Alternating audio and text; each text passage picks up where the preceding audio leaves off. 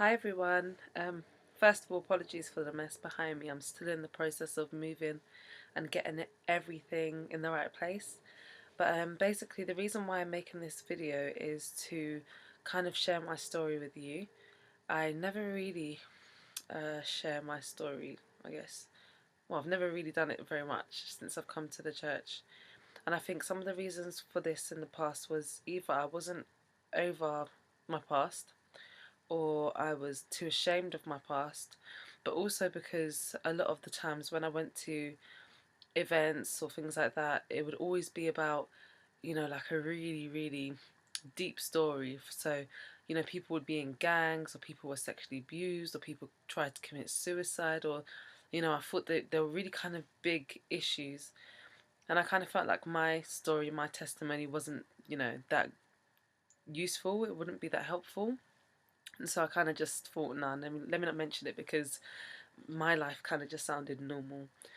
Um, but at the same time, I always used to be the person who would be like, okay, but like I didn't come to the church being a gangster. I didn't come to the church with all of those kind of issues. I had a different kind of issues, and I'm sure that many others who come to the church, or many others that we invite to come to the church, don't have those issues either. And so that's what shows me that it's important, type of thing. Um, So yeah, forgive me if I stutter and if I babble because I do that quite a lot.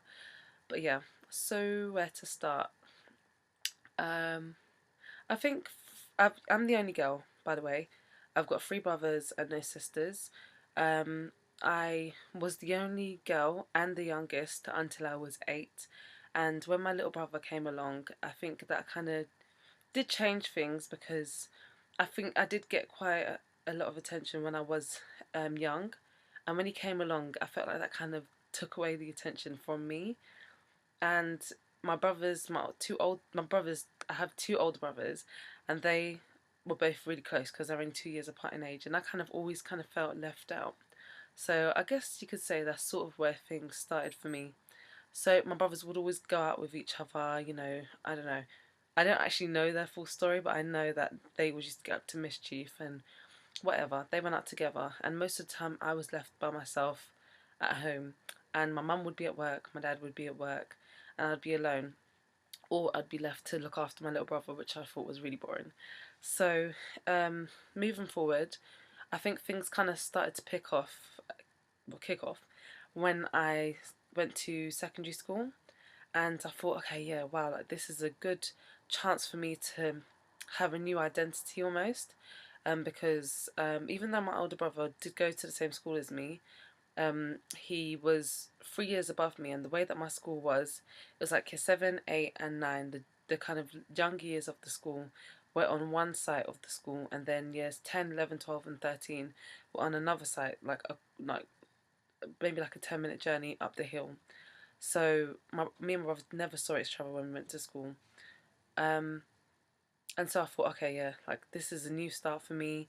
I thought this isn't anything like primary school. And primary school I was always thought of as the good girl, even though I'd lie a lot. Like I would lie, but no one would know. And I think I kind of had this reputation where no one would expect me to do anything bad.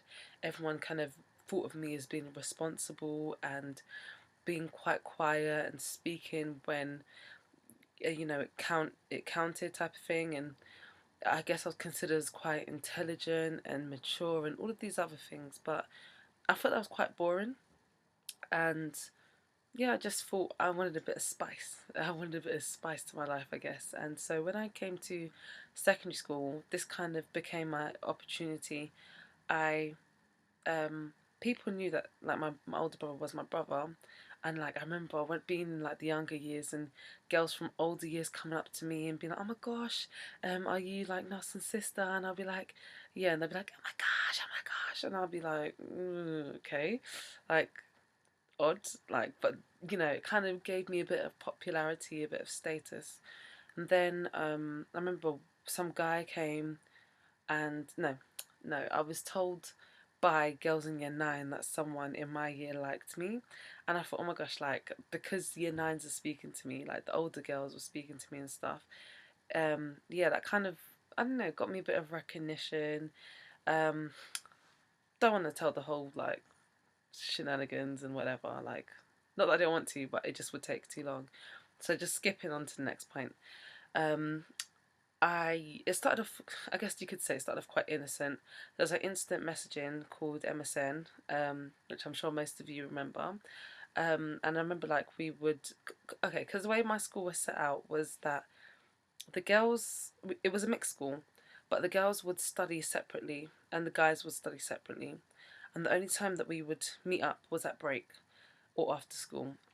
And so I don't actually know how I met one of the guys from my school, but he was friends with like who became the most popular guy in school, if that makes sense.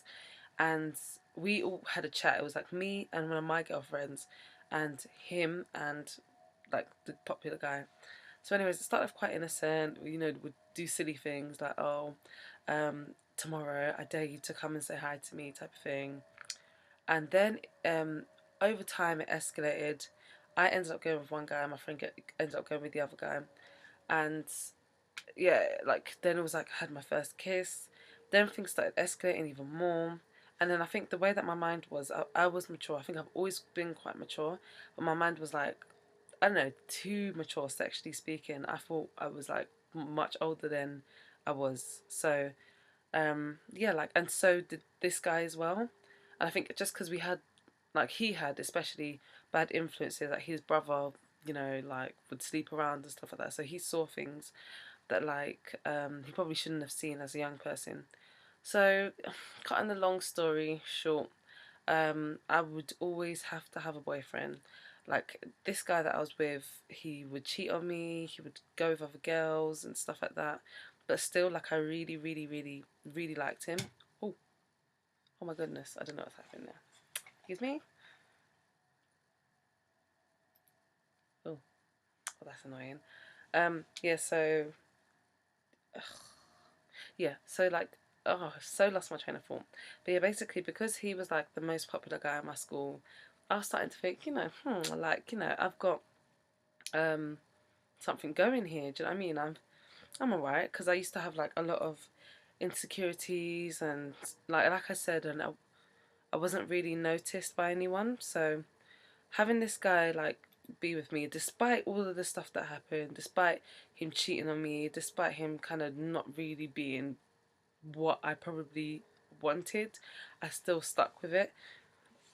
And it got to the point where like I would do anything for him. Like I remember he was even selling drugs on the behalf of his older brother, and it's like, oh my gosh, I really, really like I was really, really, really like I cared for him a lot. And I remember another time like he hurt himself. Like I was really caring. I really liked him, etc., etc. And like it was really important for him to be with me, type of thing. Because as I said, he was the most popular guy, and I was never expecting that to him to be the one who would be interested in me. So when I was in year eight, we were always on and off, on and off. And whenever I wasn't with him, I would always be with someone else. I'd always have a boyfriend. If I was approached in the street by someone, I'd like be on the phone with them, like, you know, all this kind of stuff. So, anyways, cut a long story short, again, um, I ended up what's it called, doing stuff with him sexually, and what happened? I really regretted it afterwards. Really, really regretted it. And like at the time it happened, I just thought, okay, yeah, it's just between me and him. But what I didn't know is that he told the like a guy in our year with like the biggest mouth ever, and I didn't know this. But then afterwards, I told him like, oh my gosh, like I really regret everything that happened, blah blah blah. And like, don't tell anyone. He was like, yeah, I won't tell anyone, not knowing that he had already told the guy with the biggest mouth in my year. And one of my other friends knew, but apart from that, no one else knew. After that, I felt so disgusted with myself. Like I felt so disappointed in myself, and I think at that point, for me, at that point, it was like that's when my senses came back. Like I felt like all that while before I was so blind. I was doing whatever for him, etc., etc. And then like that's when things kind of clicked for me. Like I was like, oh my gosh, like Debbie, you've allowed yourself to get this deep with a guy. Like you've allowed yourself to go so far as doing something that is not even in your character. Like I knew that, although I don't know, I guess I can't say I really, really knew myself and who I was and stuff like that, but like when that happened, I knew that that person that I was trying to be or acting as, that wasn't me. I didn't want to be like that. And so I really regretted that. Like I really hated myself for what I did, and like it was hard. Like I couldn't forgive myself for it either. And I don't know, I was always empty, so I always needed a boyfriend and stuff like that. Yada yada yada. And then so one day we were in school, and then I saw like it been things had been happening, like the guys were like getting onto a lot of the girls about stuff, and I was thinking, okay, what's going on? But it kept escalating and escalating and escalating. And usually the way that I was really filthy mouthed. I'd swear a lot, I'd cuss, I would be the type of person that I didn't even need to have a fist fight with you. Like I wouldn't fight physically, because already with my words I'd shut people down. Like it just would stop at that. It wouldn't go any further. Um, and so that, you know, most of the time I was defending myself. But as I said, things started escalating more and more and more. And I just remember being at school once, like on one day, it was like, I remember it like it was yesterday. It was an unclosed day. It was raining outside, so all inside the hall. And then all of a sudden, I started seeing pictures of me. Like they were making like pictures of me having been. I can't speak right now, but pictures of me, and I was being made fun of. And I was like, whoa, okay, this is deep. Like my posters were like posters of me were put up all around the school. And then I think at that point I was just, and none of my friends, all the people I thought were my friends, didn't back me up at all. Like they didn't back me up. And then at the same time as that, what I did with that guy was just exposed to everyone. And as I said, none of my friends backed me up. I was completely left alone. And at that point I was just like, no, you know what, like I don't actually want this life. Like, and so like that brought a lot of trust issues with me, like because the way that my friends were, like, if you get what I mean, like we were in one group, one circle, and like everyone was friends in the circle. You didn't really make friends with anyone else outside of that circle. So once you've lost your friends, you've lost all of them. You're left alone, type of thing. And so I like didn't trust them, even if they would accept me back into the group. I kind of didn't want to be around them, because for them to not back me up, for them to not have my back, I didn't want to know them. And so that's when I felt like I started to feel really, really alone. I hated school, but I hated school after that. I didn't want to go in. I used to bunk lessons whenever I had PE. I would just go to, because the way our school was, I would just like act like I was going to my lesson. I'd just go home. I'd like pretend I was sick. Like I just did not want to go to school at all. And then I got invited to the church, and then even when I came to church, it was hard. It was easy in the sense that I'd cut off all of my friends, because I didn't trust people anyways. I didn't really have those friends to cut off. I only had a couple others, and we did get up to quite a lot of stuff that can wait for another time, because this is already too long. I already know. Sorry, guys. But yeah, like I'd cut off majority of my friends, and I felt so empty doing things, like even with the other friends when we went to parties and stuff like that and got drunk. It just didn't appeal to me. I would always be so empty, so down. And yeah, like that even affected, like I didn't trust the assistants. I wouldn't talk to the assistants. I wouldn't talk to the pastors. I wouldn't talk to no one. But what I kept doing was coming to church all the time to kind of like fill that space, if you get what I mean. um, and eventually I was raised as a like clan leader. This was back in the day. This was like 2 months of being in the church. That's like I was really, really active in church, always like in the church all the time. And however, like I'd never got rid of those issues that I had before. I'd never dealt with the issues that I had before. I'd never opened up. I thought I could cope with everything by myself. That really wasn't the case. And so, like, as I was trying to cope with everything by myself, I hadn't opened up and let go of all this other stuff. So it was all kind of building up inside of me.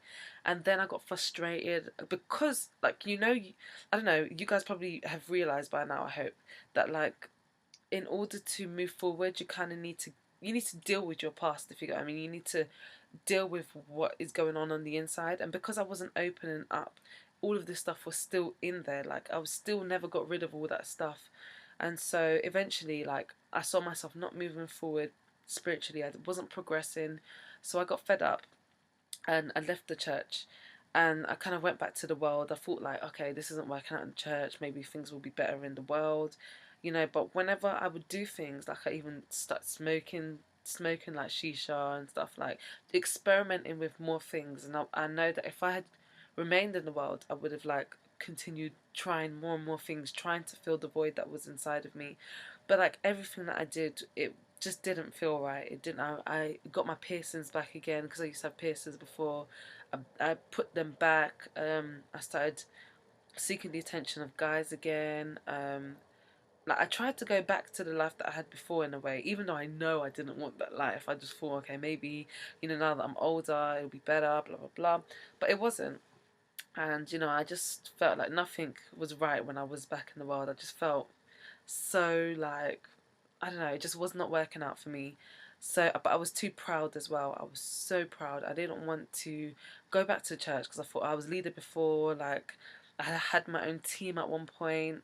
Like, and I just thought, oh wow, if I go back, everyone's gonna be like, oh, like she was a leader before. Look at her, she left the church. Look at her now. So many doubts used to go through my mind, and I didn't want to go back.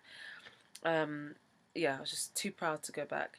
It was only when I was offered an opportunity to come, like my brothers invited me to the oil event. Like they kept inviting me for loads of things before, like Sunday mornings, but I'd be like, no.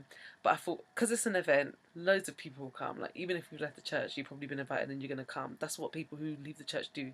Come to events and don't come to any other, like loads of other stuff. So no one would think anything of me. That's what was through my mind. But I really wanted this opportunity. So when I went to the event, I remember Bishop Joshua was there, and he was talking about a parable that, you know, the man who built his house upon the sand and the one who built his house upon the rock.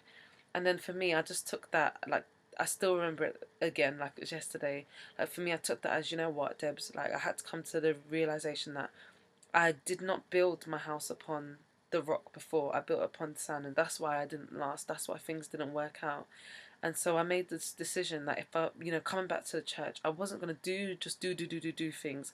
I was going to make sure that my spiritual life was built upon the rock. So for me, that meant if I didn't want to do something, I wouldn't do it just because someone said, or just because that was expected of me, just because I knew.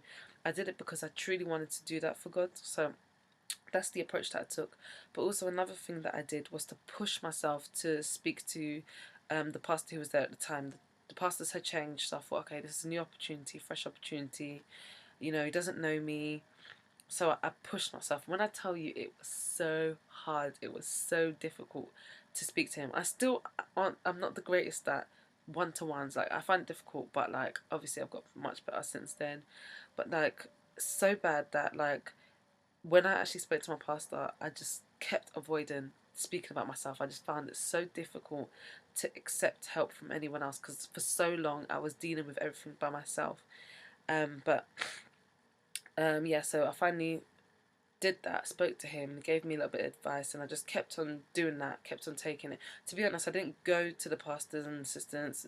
I didn't really go to the assistants, to be honest. I just stuck to that one pastor and kept speaking to him. And then I started growing, and then, you know, I changed since then. So obviously I speak to other people, but like, you know, I basically learned how to put those things into practice and kept going in that way. And yeah, that's what's made me who I am today, basically. Obviously there's still more to improve, but like that is some of my story. Sorry it was so long. And I told you I babble. I'm sorry. See ya.